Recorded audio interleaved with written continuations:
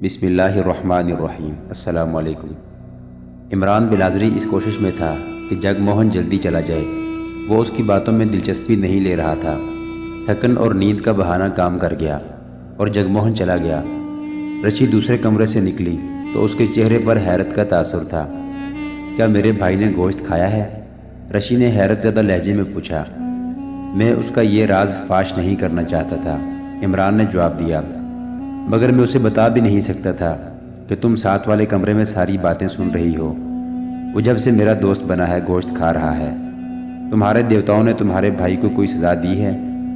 مذہب صرف ان چیزوں کی مخالفت کرتا ہے جن سے نشہ ہوتا ہے اور انسان کی عقل بیکار ہو جاتی ہے۔ مجھے بتاؤ تم کب آؤ گی؟ تمہیں بھی گوشت کھلاؤں گا۔ رشی 2 روز بعد آئی۔ عمران نے اس کے لیے مرغی بھون کے رکھی ہوئی تھی۔ رشی نے ڈرتے ڈرتے کھائی، پھر بولی، میں جب بھی آؤں میرے لیے گوشت رکھا کرو۔ انہی دنوں عمران بلازری کو حکم ملا کہ راج محل کے ایک کمرے میں غزنی کے 2 قیدی لائے گئے ہیں جنہیں کھانا دینا ہے، کیونکہ انہوں نے کہا تھا کہ وہ مسلمان کے ہاتھ سے کھانا کھائیں گے۔ عمران ان کے لیے کھانا لے کر گیا اور اس کی ملاقات نظام اوریزی اور قاسم بلخی سے ہوئی۔ پچھلی اقساط میں تفصیل سے بیان کیا گیا ہے کہ اس نے ان کے ساتھ کیا باتیں کی، انہیں کیا ہدایات دی اور کس طرح ان کے فرار کی راہ ہموار کرتا رہا۔ اس دوران رشی اس کے پاس آتی رہی۔ اب اس کی 2 ہی فرمائشیں ہوتی تھیں۔ وہ آتے ہی گوشت مانگتی، پھر یہ ضد، مجھے لاہور سے جلدی نکالو، گھر والے میری شادی کی تیاریاں کر رہے ہیں۔ اگر نظام اوریزی اور قاسم بلخی نہ آ جاتے تو عمران بلازری کبھی کا رشی کو ساتھ لے کر نکل گیا ہوتا۔ وہ رشی کے ساتھ ہر بار ایک نیا جھوٹ بولتا تھا۔ اسے یہ نہیں بتا سکتا تھا کہ وہ غزنی کا جاسوس ہے اور غزنی کے 2 قیدیوں کو فرار کرائے بغیر کہیں نہیں جا سکتا۔ وہ فرض اور محبت کے درمیان پس رہا تھا۔ رشی کی والہانہ محبت اور اس کے آنسوؤں نے اسے کئی بار فرض سے ہٹا دیا، لیکن اوریزی اور بلخی کو دیکھ کر اسے فرض یاد آ جاتا۔ ان دونوں کے فرار کی کوئی صورت پیدا نہیں ہو رہی تھی۔ ان کے کمرے کے باہر سنتری موجود رہتے تھے۔ ایک رات رشی عمران کے گھر سے گئی تو فاطمہ آ گئی۔ عمران پر رشی کے حسن اور اس کی محبت کا نشہ طاری تھا۔ وہ اسی کے تصور سے دل بہلا رہا تھا۔ فاطمہ نے اسے اتنے حسین تصور سے بیدار کر دیا۔ اسے غصہ آ گیا۔ فاطمہ کسی اور نشے میں آئی تھی۔ یہ نشہ جسمانی تھا۔ میں نے تمہیں یہاں آنے سے منع کیا تھا، عمران نے غصے سے کہا۔ اپنے خاوند کو واپس آنے دو۔ تم مجھے ٹال رہے ہو، فاطمہ نے کہا۔ مانگو، اپنی کتنی قیمت مانگتے ہو؟ مجھے کچھ نہیں چاہیے فاطمہ، تمہیں وہ ہندوانی چاہیے۔ فاطمہ نے طنزیہ لہجے میں کہا، وہ جو تمہارے پاس آتی رہتی ہے، میں چاہوں تو تمہیں پکڑوا سکتی ہوں۔ تم جانتے ہو کہ یہاں ہندوؤں کا راج ہے جو مسلمانوں سے نفرت کرتے ہیں۔ تمہاری چوری پکڑی گئی تو سیدھے قید خانے میں جاؤ گے۔ میں اس سے پہلے لڑکی سمیت غائب ہو جاؤں گا، عمران بلازری نے کہا۔ تم میرے پاس جو امید لے کر آئی ہو وہ پوری نہیں ہو سکے گی۔ رشی کے مقابلے میں تم جیسی 20 لڑکیوں کو دھتکار سکتا ہوں۔ یہ عمران بلازری کی بڑی خطرناک غلطی تھی۔ اسے احساس نہیں تھا کہ رقابت عورت کو چڑیل بنا دیا کرتی ہے۔ فاطمہ کے ساتھ جو ظلم ہوا تھا اس سے وہ باولی ہوئی جا رہی تھی۔ اس نے شرم و حجاب اتار پھینکا تھا۔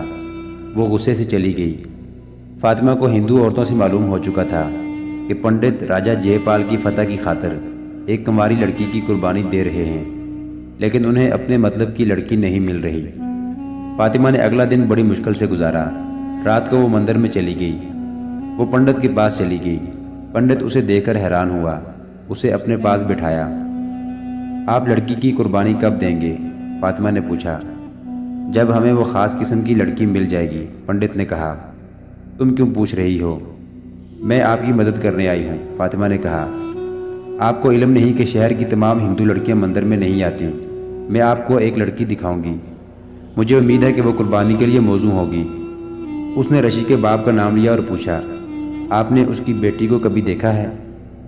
میں نے تمہیں بھی کبھی نہیں دیکھا تھا، پنڈت نے کہا۔ تم کس کی بیٹی ہو؟ میں مسلمان ہوں، فاطمہ نے جواب دیا، اور ایک تاجر کی بیوی ہوں۔ تمہیں ہماری قربانی اور ہمارے مذہب کے ساتھ کیا دلچسپی ہو سکتی ہے؟ یہ مندر کے ساتھ ملا ہوا ایک کمرہ تھا۔ کسی مسلمان کو مندر کے اندر قدم رکھنے کی اجازت نہیں تھی۔ کوئی مسلمان کسی ہندو کے گھر میں داخل نہیں ہو سکتا تھا، کیونکہ مسلمانوں کو ناپاک سمجھا جاتا تھا۔ مگر پنڈت کو جب فاطمہ کے متعلق پتہ چلا کہ وہ مسلمان ہے تو اس نے اسے گھر سے نکالا نہیں۔ وہ چونکا اور بدکا بھی نہیں۔ وہ جان گیا کہ یہ جوان سال اور حسین لڑکی کسی اور مقصد کے لیے آئی ہے۔ پنڈت گھاگ اور خرانٹ آدمی تھا۔ اس نے فاطمہ کو گہری نظروں سے دیکھتے ہوئے کہا کہ تمہارے دل میں جو کچھ ہے بتا دو۔ فاطمہ تجربہ کار اور خرانٹ نہیں تھی، وہ تو رقابت اور اپنی توہین کی آگ میں جل رہی تھی۔ اس کی عقل پر شیطانی قوتوں کا قبضہ تھا۔ وہ اپنے ماں باپ سے، اپنے خاوند سے، رشید سے اور عمران بلادری سے انتقام لینے پر تلی ہوئی تھی۔ اس کی تمام تر تخریبی قوتیں بچھو کے ڈنک کی طرح تیار اور مستعد ہو گئی تھیں۔ اس نے پنڈت کے سوال کے جواب میں اپنے کپڑوں کے اندر سے ایک پوٹلی نکالی اور پنڈت کے آگے رکھ کر کھول دی۔ اس میں سونے کے چند ایک سکے تھے۔ اس نے پنڈت کی آنکھوں میں آنکھیں ڈال دیں۔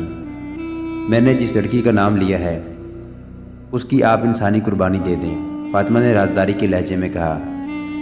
اگر یہ لڑکی ہمارے مطلب کی نہ ہوئی تو؟ وہ کنواری ہے، فاطمہ نے کہا، بہت خوبصورت ہے، عمر 16-17 سال ہے۔ اگر وہ قربانی کے مطلب کی نہیں تو بھی اس کی قربانی دے دیں۔ ہمارے مذہب میں دخل اندازی نہ کرو لڑکی، پنڈت نے مذہبی پیشواؤں کے روب سے کہا۔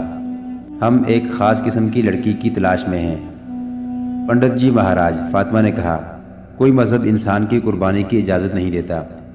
یہ رسم مذہب کے ان ٹھیکیداروں نے شروع کی ہے جو اپنے مہاراجہ کو خوش کر کے انعام و اکرام لینا چاہتے ہیں، اور جو لوگوں پر یہ ثابت کرنا چاہتے ہیں کہ وہ خداؤں اور دیوتاؤں کے خاص درباری ہیں اور وہ جس کسی کی بھی جان لینا چاہیں لے سکتے ہیں۔ آپ لوگ اپنے آپ کو عام انسانوں سے بہت اونچا رکھتے ہیں۔ میرے مذہب کی توہین نہ کرو لڑکی، پنڈت نے دبے دبے غصے سے کہا۔ تم نہیں جانتی کہ اس کی سزا کیا ہے۔ میں صرف آپ کے مذہب کی بات نہیں کر رہی مہاراج، فاطمہ نے کہا۔ میرے مذہب میں بھی یہی کچھ ہوتا ہے، صرف انسانی قربانی نہیں دی جاتی۔ جہاں تک ہمارے اماموں اور مولویوں کا تعلق ہے، وہ آپ کی طرح مذہب کی ٹھیکیداری کا دعویٰ کرتے ہیں، اپنی آواز کو خدا کی آواز کہتے ہیں، اپنی خواہشات کو خدا کا حکم بتاتے ہیں، اور اپنے آپ کو عام انسانوں سے بہت بلند، خدا کے قریب سمجھتے ہیں۔ اس طرح مذہب کی اصلیت پر پردے پڑے رہتے اور انسان بھٹکتے پھرتے ہیں۔